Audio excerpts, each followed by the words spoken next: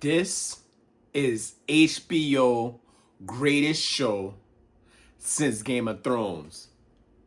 Let me tell you why. This show is so incredible. So incredible. For number one, full spoilers ahead. Full spoilers. All this is spoilers. If you haven't watched it, welcome to Derry yet, leave this channel, leave this video, watch the first 7 episodes, and come back. Spoiler warning ahead. The reason why I love this show, the main reason, the child actors. I can't remember the last time I seen a show with so much great child actors. Stranger Things? That's it. This show and Stranger Things is so similar. And that's the one thing that's lacking with me with Stranger Things right now is that I'm not saying Stranger Things is bad, but it's just, it lost its charisma a little bit, me personally, because now that the kid actors that grow up, I just don't feel the same, man. The way these kids act in It Welcome to Derry, you literally feel the emotion, the trauma, how afraid they is. Oh my God. And man, another thing that I love about this show will kill anyone off. No one is safe. And it let me know that by episode 1. After watching episode 1, I'm watching this show. So this was 6-7 weeks ago when episode 1 came out. And I'm watching this show and I was like, okay, this show is a vibe. I love this show. Okay, it's giving me like that Stranger Things, that E.T., that Goonie feel, like with the kid actors. Like I love that type of feel. You know what I'm saying? And I was like, okay, we got a new little Stranger Thing crew, nice young kids, and we're gonna grow with these child actors. They're gonna be one of them, dog. The first episode, they kill off the whole cast. I was like, yo, what? And that just left me with my jaw dropped to my toes. I was like, y'all really kill off all the kid actors in the first episode? The ones you lead us through the whole first episode? I was like, what? Nobody's safe. Nobody is safe. Oh my God. Well, they didn't kill all of them off, obviously, but it killed a majority of them off. I was like, oh my God, now I can't trust no one. And what I love about It Welcome to Derry is basically a prequel of the remake of It Chapter 1 and It Chapter 2 that 2017 and 2019 is directed by the same guy that directed the movie. He's a showrunner and the head director of this show. So if you want to know what's going on with this show in the field, I say watch those 2 movies first and then get into this show. Or you can just get into this show since it's a prequel and then go into those movies.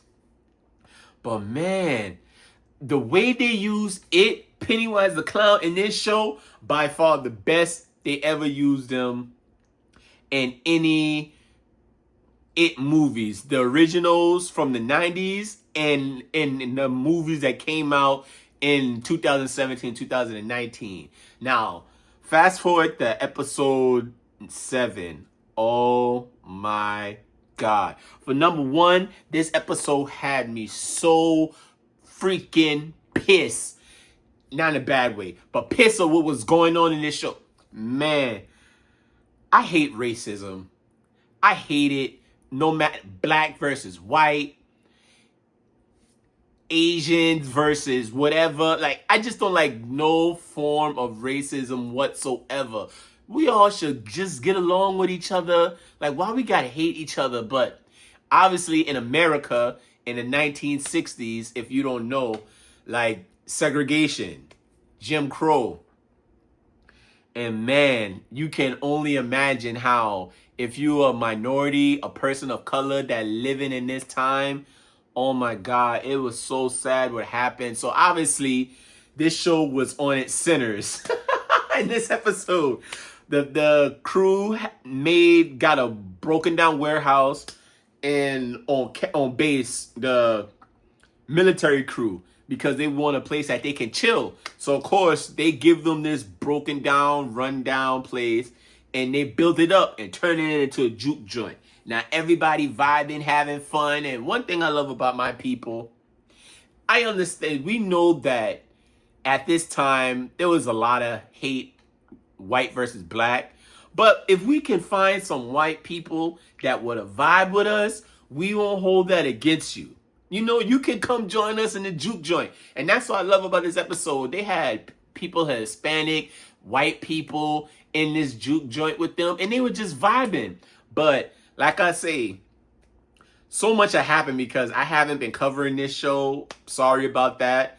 Like, it just was so much going on, and I just couldn't cover the show at the time. But so I'm trying to just give you a quick recap. So, after episode 1, they blame the murder on these kids on this guy named Hank, I believe. Yeah, obviously we know it's the entity, it's the clown, you know, the shapeshifter. He the one killed these kids, but they blaming it on the black man, of course. So they lock him up. All this happened in the first 6 episodes. They lock him up.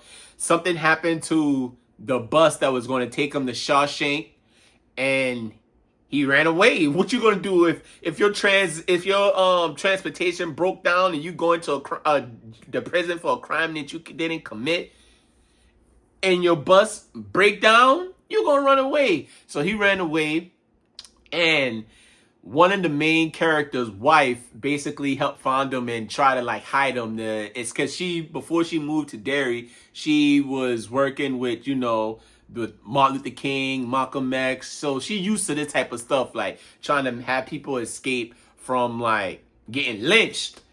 But anyway, so they hide him in this juke joint, and this man, we thought this man had an alibi, you know, and come to find out he ain't had an alibi. The reason that they arrested him because he wasn't where he was at. Come to find out this man is in love with a white woman. Now, that's not a problem. I don't want y'all to know it's a problem. It's not. Love who you love. But this is the early 1960s we talking about. The height of the civil rights movement. And yikes. I know from stories that my grandfather told me, back in them days, it was frowned upon to date someone outside your race. And if you do it in secret. And if you get caught, man, terrible things happen. To the color folks, of course. This man going around sleeping with this white woman who's married, by the way. Couple episodes later, come to find out that this white woman that he's sneaking around with, this woman is Pennywise the Clown daughter. Lord have mercy. Not only you sneaking around with some white poom poom, you sneaking around with white poom poom with a demon daddy. Bro. And this guy is so dumb. Instead, he broke down and escaped from the bus. And instead of this man just run as fast as he can out of Derry, this man going back to this white woman's house. I was like, yo. But fast forward back to episode 7. So yes, so they hide him in this juke joint, and someone got a tip that Hank, I totally forgot his name. I believe his name is Hank. I could be wrong, but someone had get the tip and say that, you know, this guy's at the juke joint. So you know, you got, you know, the angry white mob. They went up with their mask, be like, yo, we want this man. We know he's here. We got tipped off. Da da da. Let him out now. They hold their guns out on the crew. The crew that was in the juke joint, you know, all these guys are military men. They pull out their guns like, yeah, this ain't no ordinary stick up. All of us got guns too, but our guns is military owned. So they like, the white guy, the angry white mob was like, okay, cool. You know what? Forget it, boys. We ain't gonna do this. They left. This is 1963, by the way. So you know they ain't going to just leave like that. Y'all want to guess what happened? Go ahead. I'll give you a second. What happened? I say it like this. Think Birmingham, 1960s. If you know your civil rights history. You know? Exactly. They locked them inside and burned the place up. I was like, oh my God. I called it like, I was like, oh, they not just leaving. They about to burn this place down. And that's exactly what they did. Locked them inside, burn it up. And mind you, at this juke gym, there's children. There's children there. That ain't even the worst part. I'm about to tell you. Now, after they done locked this place up and people showing up, the clown showed up. And I forgot to mention, this juke jam is outside of Derry. It is only in Derry because in the show explained the Native Americans, they had, when the entity, it came inside like a meteor. Like this show, another thing I love about this show got so much lore. So the spirit of it came down in like a meteor, and the meteor crashed, and the stuff that was inside the meteor, like the shards, the asteroid, whatever you want to call it, that stuff also powerful enough to keep him in bay. So when he shattered off the thing and the thing broke away, the spirit, like a little orb of light, was just floating around, and that's basically it. Is some supernatural extraterrestrial being. That's what they're saying.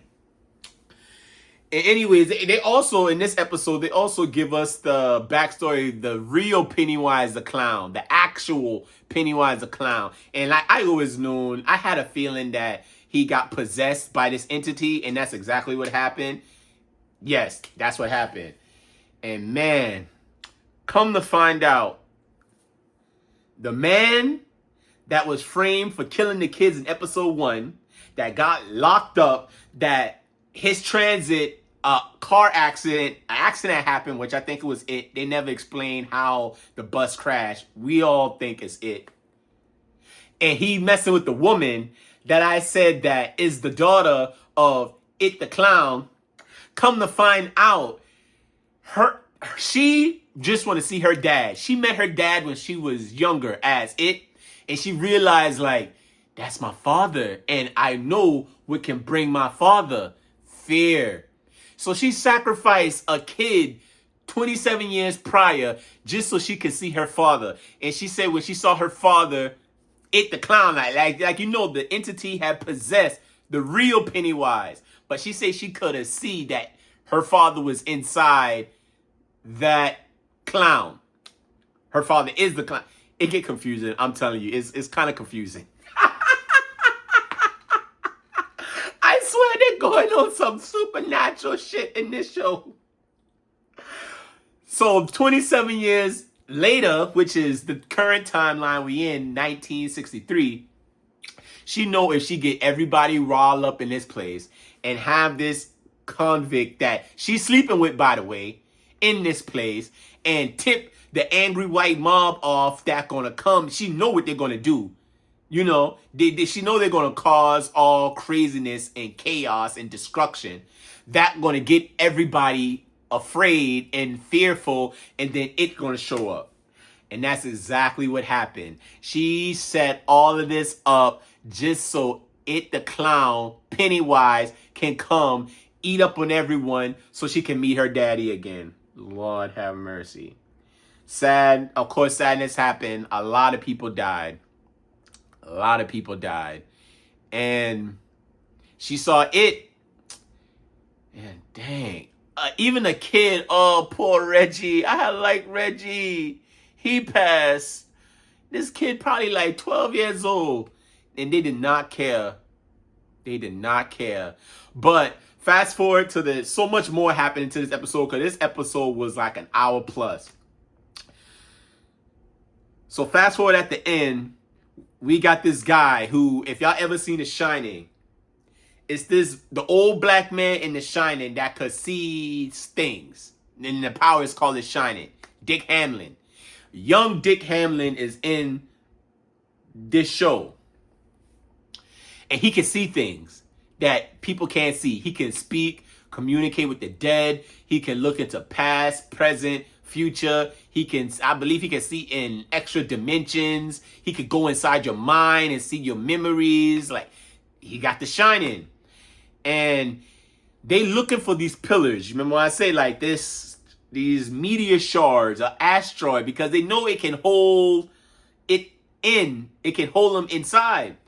And he's having these visions from these Native Americans from the past who actually buried it and turned Derry into a prison for it the clown, because and also the Native Americans also kind of plan this too, because they know it need to eat a good amount and go to sleep. And that's how the cycle is. He need to eat a good amount of children and a lot of people and eat off their fear in order for him to go into hibernation. And that's the only way they can put him to sleep. And it's sad, and the Native Americans don't want to do it, but they've been doing it for generations. They say if they don't do it, then he's just going to stay around and just eat, and eat. He basically never going to go away. At least you got 27 years of peace in each cycle.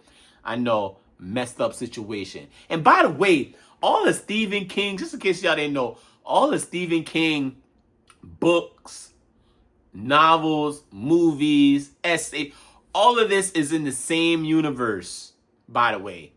This is some messed up cinematic universe. I don't want to live in a Stephen King universe. You got The Shining, you got It, you got Pet Sematary, you got Carrie. You kind of tell me all this is happening in the same freaked up universe?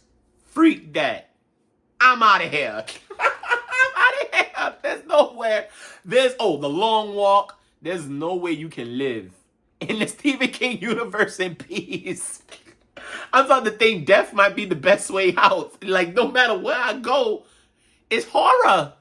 Stephen King, you foul. I don't know what's been going on in your head. Love you, by the way, Stephen King. But, man. But anyway, Dick Holland, he got the shining ability. And he following these Native Americans of the past, basically telling him where the pillars at. Like, they want him to find the pillars. And, of course, the military lying to everyone what they really want the pillars for. They told him they want the pillars to capture him and move him around. But no, of course, I predicted they're trying to weaponize it. And I got a feeling this ain't going good. But yo, this episode was fire. This was the best. Each episode was fire, but I think this was the best episode of the season. And I actually think this episode 7 was the best episode of television I seen all 2025. This show is incredible. There's not one bad episode. Everything is 8 or above. Me personally, like, flawless. We got one more episode left. And like I said, I'm sorry I wasn't covering this show. I should have been, but I didn't. But at least I came for this episode, because I'm letting y'all know right now. Y'all got to watch it. Welcome to Derry. Episode 7 is fire. And we got one more episode left. And of course, we're going to talk about the season finale next week. We definitely going to be talking about that. Man, but so much craziness. And oh my God. If I have to rate this episode, I'm giving this episode a 10. A 10 out of 10. I don't give 10s that often. But this episode was a for show 10. Fire, Rasta, Flames. Check it out, man. Please check this show out. But like I always say, peace and one love, one heart, one mind. Rastafari.